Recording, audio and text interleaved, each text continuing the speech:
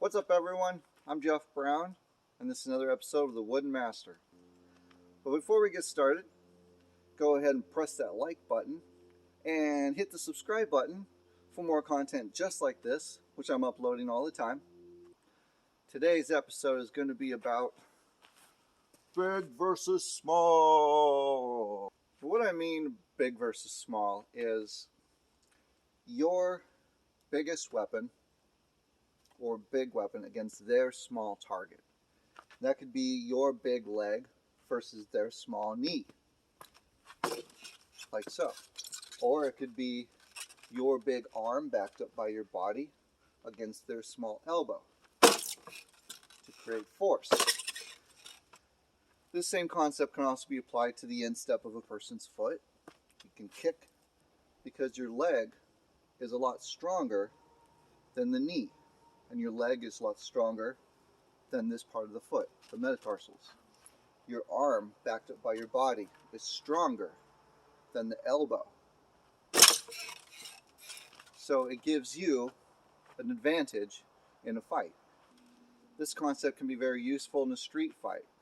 For instance, if somebody is much bigger than you, they might have size, but your big leg versus their small knee, you're going to win because you could break their knee.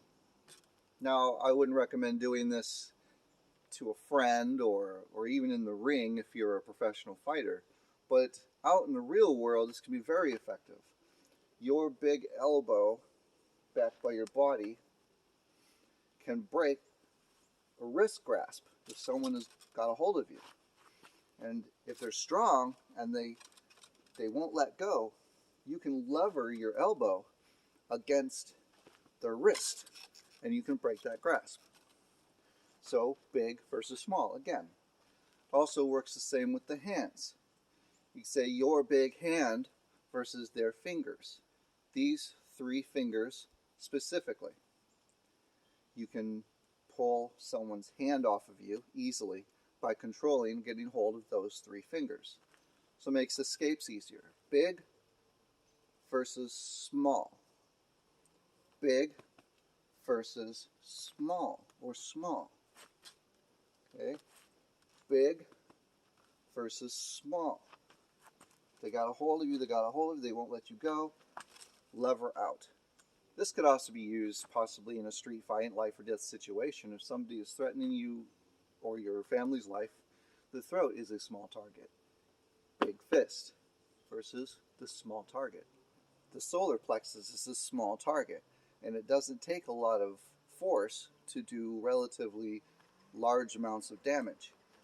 You can strike someone in the solar plexus right here, which is right below the rib cage, and that'll knock the wind out of them for a while.